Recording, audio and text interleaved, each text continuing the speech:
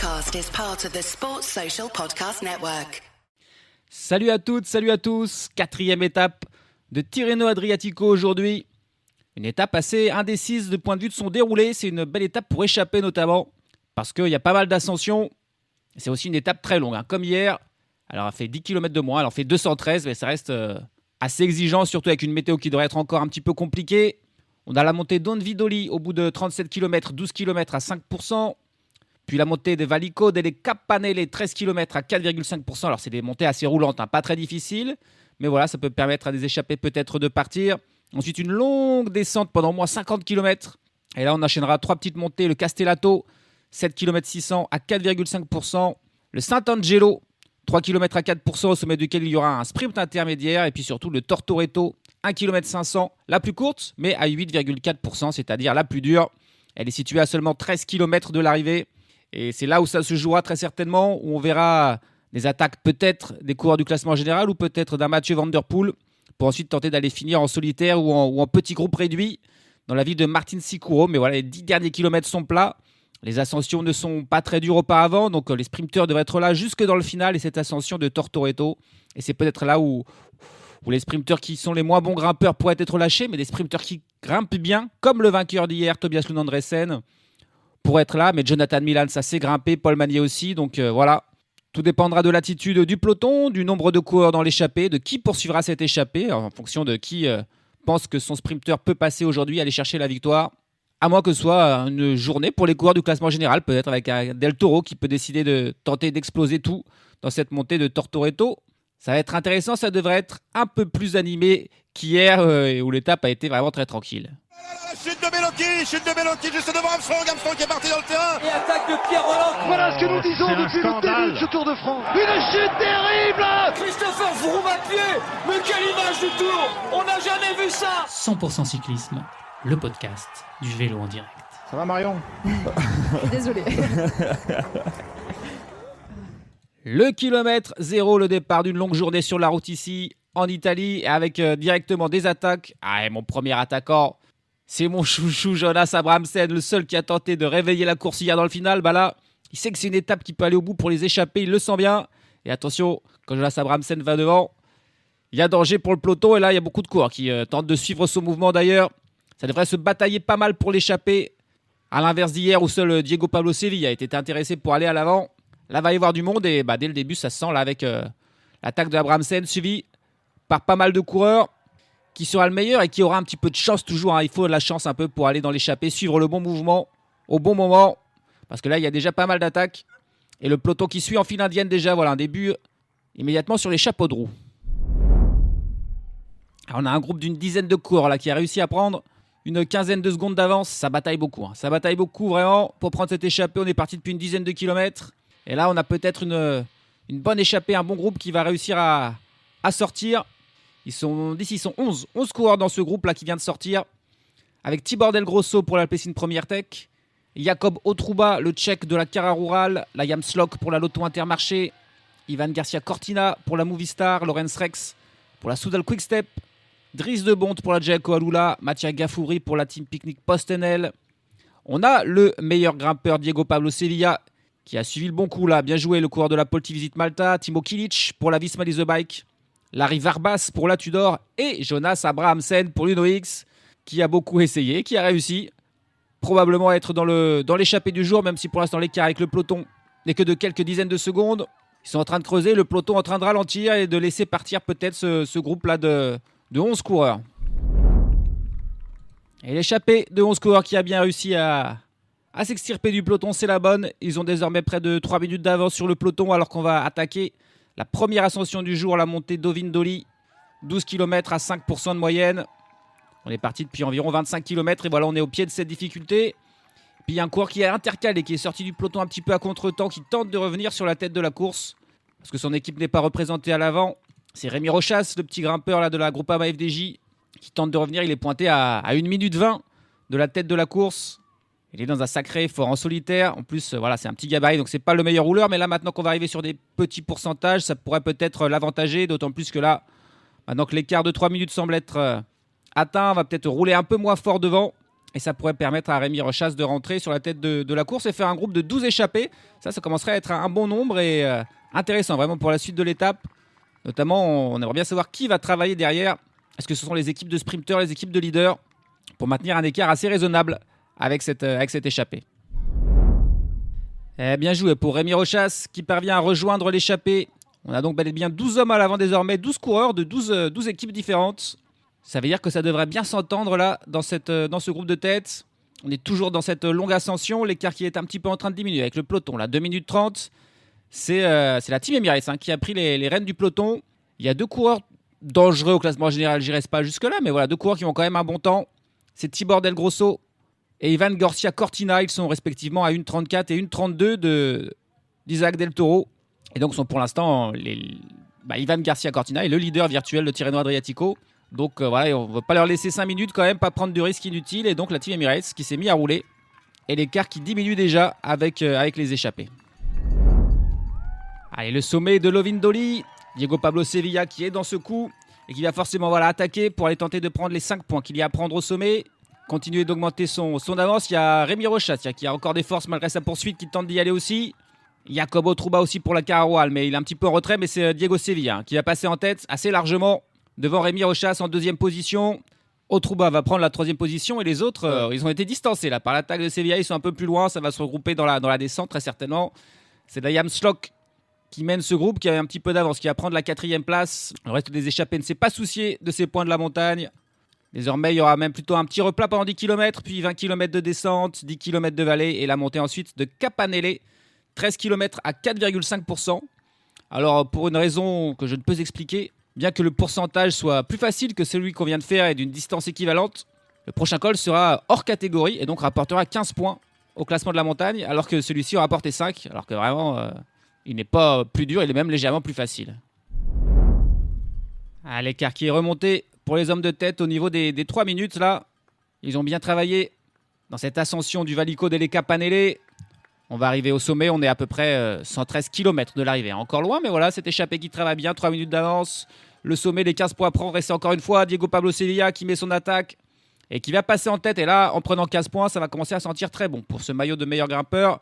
Derrière, Rémi Rochas a encore fait le sprint lui aussi et prend la 2e place. C'est Liam Slock, lui aussi impliqué, qui prend la 3e place. Les autres ne s'en sont pas mêlés une nouvelle fois.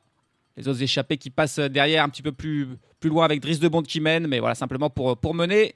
15 points de plus pour Diego Pablo Sevilla. Voilà, il est leader, il a 30 points désormais dans ce classement. Et son nouveau dauphin, c'est Rémi Rochas là, qui est passé 2 fois 2e et qui a déjà 13 points désormais. Mais voilà, 17 points d'écart. Bon, il reste encore des étapes et même des points à prendre aujourd'hui. Castelletto, Tortoreto, encore 2 ascensions répertoriées. Elles seront plus dans le final. Et pas sûr que les échappés soient encore devant au cours de ces 2 ascensions. Même si là, il y a vraiment 3 minutes d'avance. Un bon groupe avec des bons coureurs. Jonas Abrahamsen, Tibor Del Grosso, Dries de Bondt, Garcia Cortina, Timo Kilic. Ça, c'est tous des très bons coureurs, des très bons rouleurs. Et on a même des spécialistes des échappés avec Abrahamsen et Dries de Bondt. Donc attention vraiment, ça pourrait aller au bout aujourd'hui pour ces hommes-là. Ça fait quasiment 50 km qui sont en descente. Les coureurs, c'est vraiment une très très longue descente. Pas très pentue évidemment, mais ça descend quand même, toujours. Depuis 50 km, depuis le sommet de Capanele pour rejoindre la vallée. On est à 10 km du pied du Castellato. C'est 7 km 600 à 4,5%. C'est encore pas très difficile. Donc ça devrait aller pour les hommes de tête qui ont 2 minutes et 36 secondes d'avance sur un peloton toujours mené uniquement par la Team Emirates pour défendre le maillot bleu de leader d'Isaac Del Toro. Les choses vont bientôt s'accélérer, mais pour l'instant, on a le temps de faire des focus sur un des échappés. Alors, il y a du monde. Je rappelle la liste. Tibor Del Grosso, Jakub Otrouba, Rémi Rochas, Liam Slock, Ivan Garcia Cortina, Lorenz Rex, Dries de Bondt, Mattia Gaffouri, Diego Pablo Sevilla, Timo Kilic, Larry Varbas et Jonas Abrahamsen. Et allez, on va se faire le petit plaisir. Jonas Abrahamsen, le Norvégien de 30 ans qui a passé toute sa carrière du côté de cette Uno X. Il l'a rejoint en 2017 quand il était encore tout jeune et que ce n'était qu'une équipe continentale. C'était même seulement alors l'équipe de développement de la Uno X qu'il a rejoint en 2017. En 2020, l'Uno X Pro Cycling Team était en Pro Tour. Et cette année, l'Uno X Mobility, pour la première fois de son histoire, est monté au niveau World Tour. Et Jonas Abrahamsen, il était de toutes ces étapes, de toute la progression de cette formidable équipe norvégienne. 4 victoires en carrière. Pour lui, la Bruxelles Cycling Classic En 2024, le circuit franco-belge et le mur classique Gerardsbergen. Voilà, des classiques belges qu'il a remportés l'an passé. Mais bien sûr, sa victoire la plus majeure, c'était l'étape du Tour de France, la 11e en 2025. Il avait attaqué dès le kilomètre 0 et il avait réglé au sprint Mauro Schmitz, les 2 derniers rescapés de l'échappée, et résisté au retour de Mathieu Van Der Poel, qui s'était échappé du peloton dans le final. Formidable victoire de Jonas Abrahamsen sur le Tour de France. L'infatigable attaquant qui tente beaucoup. Ça marche pas souvent, mais des fois ça marche. Ça a marché donc sur le Tour de France, ça a marché sur quelques classiques belges. Et pourquoi pas, aujourd'hui ça pourrait marcher pour lui ou pour un des autres hommes de l'échappée. Jonas Abrahamsen, il a fait 3 fois le Tour de France. On l'a encore jamais vu sur le Giro ou la Vuelta. Il est donc allé chercher sa victoire en 2025. Et puis sur les monuments, 2 fois Paris-Roubaix, 2 fois Milan-San Remo et 2 fois le Tour des Flandres, avec une 27e place sur Paris-Roubaix en 2024 comme meilleur résultat. Rouleur si puissant, si solide, il peut peut-être aller chercher encore mieux sur Paris-Roubaix au cours des prochaines années. Cette saison, il n'a pas encore beaucoup couru, à part les classiques belges de Let Nieuwsblad et de Kuurne-Bruxelles-Kuurne. C'est tout. C'était ses 2 premières courses de la saison. Et là, voilà, il reprend sa première course à étape de l'année. Et il est devant. Et c'est à la fois une bonne nouvelle de l'avoir dans son échappée, parce qu'on sait que ça va être un coureur sur qui on peut compter pour travailler, mais c'est aussi un coureur dont il faut se méfier dans le final. Après, c'est pas du tout le plus rapide des sprinteurs non plus. Là, on a des bons sprinteurs, Timo Kilic, Ivan Garcia Cortina, Tibor Del Grosso, Lorenz Rex, Dries de Bondt. C'est des coureurs qui sont tous très rapides, qui ont intérêt à ce que ça reste le plus longtemps possible. Alors que les rouleurs comme Jonas Abrahamsen vont vouloir attaquer avant, et les petits grimpeurs type Rémi Rochas, eux, vont tenter d'attaquer dans les pourcentages les plus difficiles. Il y aura plein de stratégies différentes. Pour l'instant, ils sont toujours tous copains, les 12 coureurs de tête, mais ça ne va pas durer. Encore peut-être cette dernière ascension, ils vont rester ensemble. Mais ensuite, dans les 20-30 derniers kilomètres, ça risque d'attaquer de partout. Et on va voir si le peloton arrivera à les reprendre d'ici là. Le sommet du Castellalto. Jonas Abrahamsen qui mène pour l'instant devant Ivan Garcia Cortina. Mais on attend Diego Pablo Sevilla qui va aller s'élancer. Il y a encore 5 points à prendre pour celui qui passera en première position. Avec Rémi Rochas qui est cette fois-ci le premier à lancer. Diego Pablo Sevilla, il a pas réagi. Un peu fatigué peut-être Sevilla de ses efforts. Ça va être Rochas qui va prendre les 5 points cette fois-ci. Mais là, il s'est fait surprendre. Sevilla, on sent que cette ascension lui a fait mal quand même à l'Espagnol. Parce qu'il a vraiment pas pu réagir. Et est-ce qu'il va réussir à prendre la 2e place au moins? C'est pas sûr en tout cas. Voilà, c'est la première place pour Rochas. Et ouais, non, c'est Liam Slock, lui aussi intéressé, qui va passer en 2e position. Et Sevilla n'a même pas réussi à prendre le moindre point. Et à bout de force. Bout de force, Sevilla. Heureusement, il a encore de l'avance. Mais voilà, là, c'est 5 points de perdu par rapport à un Rémi Rochas qui est, a priori, quand même meilleur grimpeur que lui. C'est dommage, mais voilà, il paye ses efforts du jour et puis aussi de la semaine, puisqu'il était à l'avant quasiment tous les jours. L'écart qui a diminué, 1 minute et 43 secondes d'avance pour les hommes de tête. Sur le peloton, on est à 48 km de l'arrivée. Et puis dans le peloton, il y a un coureur qui vient d'attaquer, Xavier Miguel Asparren de la Q36.5, qui tente de rejoindre la tête de la course. Mais bien sûr, ça paraît très compliqué pour ce coureur tout seul d'aller à l'avant, parce que là, bien sûr, maintenant, ça roule vite. Personne va se relever pour l'attendre. Ah bah ça y est, ils sont plus copains. Ils sont plus copains dans l'échappée, 40 km de l'arrivée. Et là, ça a explosé. L'attaque d'abord de Dries de Bondt et de Timo Kilic, mais ils se sont fait contrer. Et là, on a 7 coureurs des 12 initiales qui sont à l'avant, qui ont pris une petite avance avec Tibor Del Grosso, Jacobo Trouba, Liam Slock, Ivan Garcia Cortina, Mattia Gaffouri, Larry Varbas et Jonas Abrahamsen. Les piégés, ce sont Rémi Rochas, Lorenz Rex, Dries de Bondt et Timo Kilic. Alors que Diego Pablo Sevilla, lui, il a la chair. Ça y est, il s'est relevé. Plus de force, le meilleur grimpeur. Il sait qu'il doit encore s'économiser s'il veut sauver ce maillot et le porter jusqu'à l'arrivée. Il s'est relevé. Mais voilà, l'échappée qui vient d'exploser. Il y a désormais 20 secondes entre le groupe de 7 en tête et les poursuivants qui sont eux seulement 4 en plus. Donc ça sent pas bon pour ces 4 coureurs-là qui ont raté le bon wagon. Course d'élimination. Et c'est peut-être bien ces 4-là qui sont les premiers éliminés. Le peloton, lui, toujours pointé à 2 minutes. Il y a vraiment du suspense pour savoir qui du peloton de l'échappée va être capable d'aller chercher la victoire aujourd'hui. Alors que dans le peloton, il y a un changement de physionomie. C'est l'équipe Ineos qui s'est mise à rouler de manière assez inattendue parce que c'est pas Sam Welsford qui sera probablement là dans le final. La dernière difficulté risque d'être un petit peu trop dure pour lui. Est-ce qu'on roule peut-être pour Magnus Sheffield, Brandon Rivera aussi qui peut grimper à une bonne pointe de vitesse, voire Filippo Ganna. Mais voilà, c'est Ineos Grenadier là, qui prend les choses en main et qui prend la poursuite dans le peloton. Ils sont revenus de l'arrière, le groupe de 4 là. On n'a pas très bien travaillé à l'avant et du coup, l'échappée qui est de nouveau groupée à 11, puisque par contre, Diego Pablo Sevilla, lui, a plié bagage. Et là, ça s'entend plus du tout. Ça fait attaque, contre-attaque. Là, c'est Jacobo Trouba qui tente de sortir. On est dans une petite ascension au sommet duquel il y aura le sprint intermédiaire, dans lequel on arrive d'ailleurs. Il y a Mattia Gaffouri qui suit le mouvement de Jacobo Trouba. Il n'y a vraiment plus aucune entente là parmi les échappés. Et en conséquence, l'écart qui diminue avec le peloton, plus que 1 minute 20. Ça commence à être inquiétant pour les hommes de tête parce que ça, c'est pas beaucoup. Et la plus dure des ascensions reste encore à franchir. Là, en tout cas, on a un bel effort là, de Jacobo Trouba qui est parti tout seul. Mattia Gaffouri n'arrive pas à revenir dessus. Il perd du terrain. Et il va donc passer en tête à ce sprint intermédiaire, Jacobo Trouba. Derrière, c'est finalement le coureur de la Jayco Alula, Dries de Bondt, qui va prendre la 2e place, qui tente de revenir sur Jacobo Trouba. C'est très désorganisé parmi les hommes de tête. On est à 28 km de l'arrivée et à une dizaine de kilomètres de cette ascension de Tortoreto, 1 km 500 à 8,4%, avec les derniers mètres de l'ascension qui sont à plus de 20% et qui vont faire très très très très mal. Jacobo Trouba est toujours seul en tête, mais voilà, ses jours, ses heures, ses minutes, ses kilomètres sont comptés pour Jacobo Trouba. Il était le meilleur des échappés, parce que les autres n'ont jamais réussi à le rattraper. Mais voilà, tous les autres viennent d'être repris par le peloton à l'instant, qui a clairement accéléré. C'est désormais la Visma Lease the Bike qui roule. C'est une belle étape aujourd'hui pour Wout van Aert peut-être. Mais il n'y a plus qu'un homme en tête, c'est Jacobo Trouba. Il a 20 secondes d'avance sur le peloton. Il sera probablement le premier au pied de la difficulté de Tortorato, qui sera là dans 2 km, mais ça n'ira pas beaucoup plus loin. L'échappée n'ira pas au bout aujourd'hui, malgré le fait qu'ils étaient 12, qu'ils ont eu jusqu'à 3 minutes d'avance. Ils ne se sont pas assez entendus, ils ont commencé les hostilités trop tôt. Entre eux, là, en s'attaquant à 40 km de l'arrivée, ils auraient dû être solidaires plus longtemps pour avoir une chance. Aujourd'hui, ça sera pour le peloton la victoire. Et la Visma Lease the Bike, très motivé. Wout van Aert en 3e position derrière 2 équipiers. Clairement, il va tenter d'aller chercher la victoire aujourd'hui et de faire tout exploser dans ce Tortoreto. Voilà, c'est fini pour Jacobo Trouba.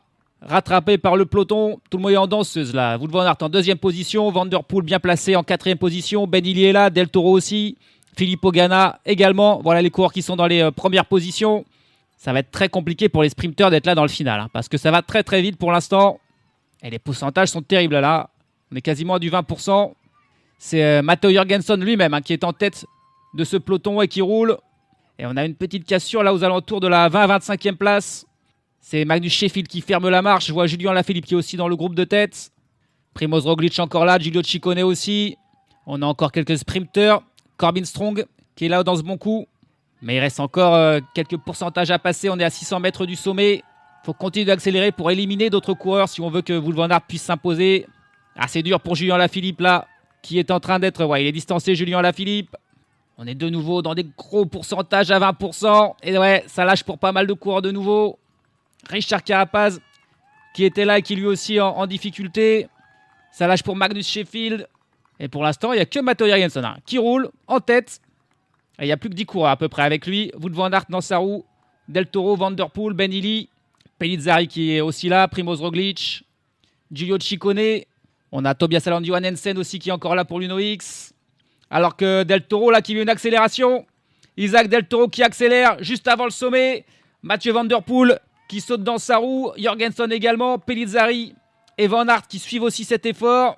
Juste au sommet derrière Primoz Roglic qui un peu plus tranquillement va tenter de revenir avec Johannesen.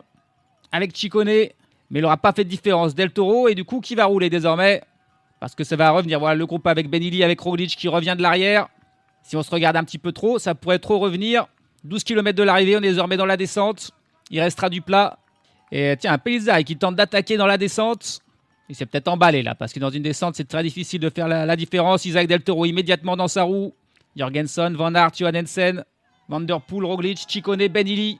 On a encore un coureur pour l'UNO-X, un coureur pour NSN. Et un coureur pour l'Ineos. C'est Filippo Ganna encore qui est là. C'est ça, c'est Alessandro Pinarello qui est là pour la NSN et Clément Champoussin pour l'Exis Astana Team. On a 12 coureurs qui sont dans ce groupe, 12 coureurs alors qu'on passe tout juste la ligne des 10 km de l'arrivée et il est possible que la victoire va se jouer entre ces 12-là, peut-être un sprint dans ce petit groupe réduit à moins que des coureurs tentent d'attaquer, mais voilà, il reste plus que du plat jusqu'à l'arrivée. 5 km de l'arrivée désormais et on a 14 hommes à l'avant car 2 coureurs ont réussi à revenir de l'arrière. Jan Christen, équipier d'Isaac Del Toro, et Andrea Vendrame pour la Jayco Alula. Attention, il a une pointe de vitesse Vendrame, il pourrait s'imposer.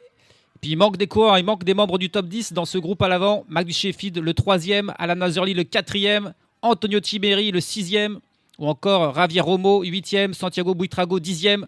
Voilà tous les coureurs qui ne sont pas là dans ce coup. 14 coureurs, Van Der Poel, Illy, Ganna, Ciccone, Pinarello, Roglic, Pellizzari, Vendrame, Van Aert, Jangerson, Del Toro, Christen, Johannesen et Champoussin. Et attention, là, l'attaque de Matteo Jorgensen, 4 km de l'arrivée. Il a envie de faire travailler les autres pour permettre à Wout van Aert ensuite d'aller faire le sprint. Ben Illy qui tente de réagir. Isaac Del Toro lui-même qui revient. Et parce que les écarts sont pas grands au classement général dans ce Tirreno. Jorgensen, il a 32 secondes de retard sur Del Toro. Roglic en a 19. Donc avec les bonifications qu'il pourrait y avoir, s'il y a une petite cassure. Mais voilà, Del Toro qui fait le travail, qui revient sur Jorgensen. Désormais, on se regarde un petit peu. Allez, c'est Giulio Pellizzari qui met une attaque dans Del Toro. Il l'avait repéré.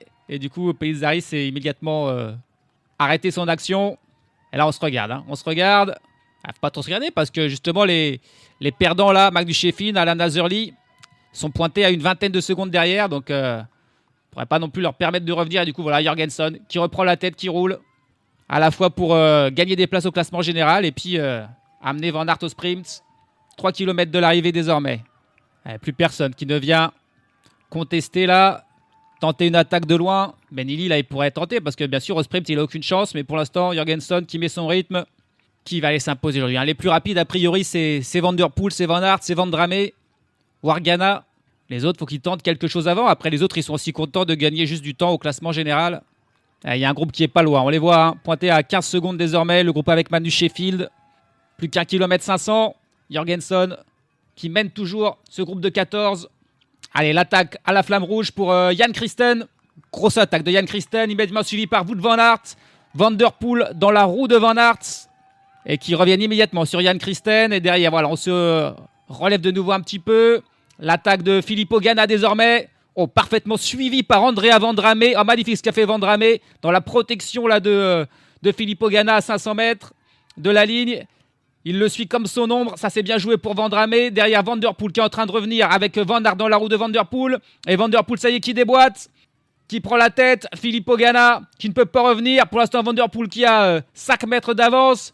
Personne qui va pouvoir revenir probablement sur Mathieu Van Der Poel. Il est trop fort. Del Toro, Pellizzari, mais personne ne viendra sur Van Der Poel. La deuxième place pour Pellizzari qui prendra des petites bonifications. Mais Mathieu Van Der Poel, imbattable. Encore une fois, deuxième victoire d'étape sur ce Tirreno Adriatico. La déception pour tous les autres qui ont essayé. Ganna, Vendrame, je le sentais bien là quand il a suivi le mouvement de Gamma, mais il n'a jamais pu ensuite finalement le dépasser. Et puis quand Van Der Poel a lancé son effort, il a immédiatement pris 2-3 mètres. Et à aucun moment, personne n'a pu revenir l'inquiéter. Et de manière assez surprenante, il me semble bien que c'est Giulio Pellizzari qui allait prendre la deuxième place, qui va prendre 6 secondes de bonification. Et il me semble bien que Del Toro ne fait pas troisième. Et donc Pellizzari va peut-être être le nouveau leader de la course. Allez, on le revoit. Le moment où Van Der Poel attaque à 400 mètres, 300 mètres de la ligne. Et Wout van Aert qui doit très rapidement se rasseoir. Vendrame qui est bloqué entre Ganna et Van Aert, il ne peut pas passer. Et finalement, c'est Del Toro qui va faire l'effort pour tenter de revenir. Tobias Johannesen également. Et finalement, Giulio Pellizzari qui jaillit pour faire la deuxième place. C'est Tobias Johannesen qui prend la troisième place. Et c'est donc bel et bien Pellizzari qui sera le niveau leader. Mais personne, par contre, pour aller chercher les 10 secondes de bonif parce que Van Der Poel, au-dessus du lot, il a encore une fois parfaitement joué en prenant d'abord la roue de Van Aert, puis en attaquant au bon moment. Personne n'a pu revenir. Deuxième victoire pour Van Der Poel sur ce Tirreno Adriatico. Et déjà la troisième victoire de la saison pour Van Der Poel en 5 jours de course. 3 victoires à chaque fois d'une manière assez différente. Le Het Nieuwsblad, c'était en solitaire. La deuxième étape de Tirreno Adriatico, c'était dans un sprint à 3. Et là, c'était dans un sprint un peu plus groupé, puisqu'ils sont au final 13 coureurs à arriver dans le même temps. Mais c'est bien Mathieu Van Der Poel qui, encore une fois, aura été le meilleur et il s'impose devant Giulio Pellizzari et Tobias Johannesen. Pas forcément les coureurs qu'on attendait aux places 2 et 3. Clément Champoussin qui vient prendre la 4e place devant Wout van Aert.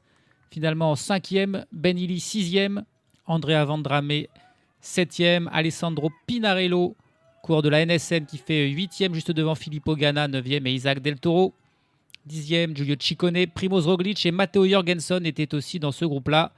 Derrière, on a 14 secondes de perdu pour des coureurs comme Michael Storer, Santiago Buitrago, Richard Carapaz ou Thymen Arensman. Magnus Sheffield et Alan Hatterley, eux, terminent un tout petit peu plus loin encore et perdent 26 secondes, tout comme Antonio Tiberi. Et puis le dernier du jour, c'est le poisson pilote de Jonathan Milan, Simone Consoli, le coureur de la Lidl Trek, qui termine dans le groupe Eto à 14 minutes et 55 secondes de Mathieu Van Der Poel. Et puis au classement général, on ne pensait pas qu'il y aurait un changement de leader. Eh bien si, puisque Pellizzari fait la bonne opération en prenant la deuxième place et les bonifs, et il est désormais leader avec 2 secondes d'avance sur Isaac Del Toro. Et puis les petites cassures dans la fin ont quand même bouleversé un peu le top 10. Primoz Roglic désormais 3e à 21 secondes de son équipier. C'est Jorgensen qui est 4e, Ben Illy 5e et Andrea Vandrame 6e. Ça, ce sont tous des coureurs qui gagnent des positions. Magnus Sheffield, par contre, chute à la 7e position. Giulio Ciccone fait la bonne opération, lui, il devient 8e, alors que Alan Hatterley et Antonio Tiberi descendent aux 9e et 10e position du classement général. Tiberi, 10e, est à 49 secondes de Pellizzari. Donc les écarts sont quand même encore assez minimes. Tout le monde est sous la minute. Il peut donc encore se passer des choses au classement par points. Mathieu Van Der Poel, 2e victoire. Il est le leader de ce classement devant Giulio Pellizzari et Tobias Aland Johannesen, souvent bien placé, le Norvégien, qui est toutefois que 12e au classement général à cause d'un chrono où il était un petit peu mauvais, on peut le dire. Classement de la montagne, Diego Pablo Sevilla a pris pas mal de points aujourd'hui. Il est leader avec 33 points devant Rémi Rochas qui en a 18 et Liam Slock qui en a 10. Et puis Pellizzari qui prend aussi du coup le maillot blanc des épaules de Isaac Del Toro. Magnus Sheffield est 3e de ce classement. Demain, c'est la 5e étape et une étape qui pourra peut-être faire des changements aussi, encore une fois, au classement général. Elle est pas mal vallonnée. Alors, il y a peu d'ascensions répertoriées, mais il y a quand même beaucoup de petites montées comme ça. On a par exemple une ascension de 3 km à 8,6% qui ne rapporte aucun point de la montagne, pas plus qu'une autre de 2 km à 7,5%, pas plus qu'une autre de 2 km à 9%. Et toutes ces ascensions sont en plus situées en début de course. Et ensuite, ça fera que monter-descendre encore. On a un col hors catégorie de 7 km à 7%. Et puis dans le final, on aura la montée du Santuario del Beato Sante qu'on franchira à 2 reprises. Ce sont 4 km à 6,2%. Mais le dernier kilomètre est lui à plus de 9% de moyenne. On le franchira à 2 reprises donc, et au sommet du deuxième passage, on sera alors plus qu'à 2 km de l'arrivée qui se fera en descente. Donc voilà, une étape difficile demain, très vallonnée, ça ne fait que monter et descendre. Les baroudeurs voudront être à l'avant et y croiront. Les coureurs du classement général auront aussi envie de s'écharper comme les écarts sont minimes. Il y a moyen peut-être de grappiller quelques secondes par-ci par-là demain, même si l'étape reine aura lieu après-demain. Demain, il y aura un coup à faire pour certains coureurs dans ce Tirreno Adriatico. Salut à tous, salut à toutes.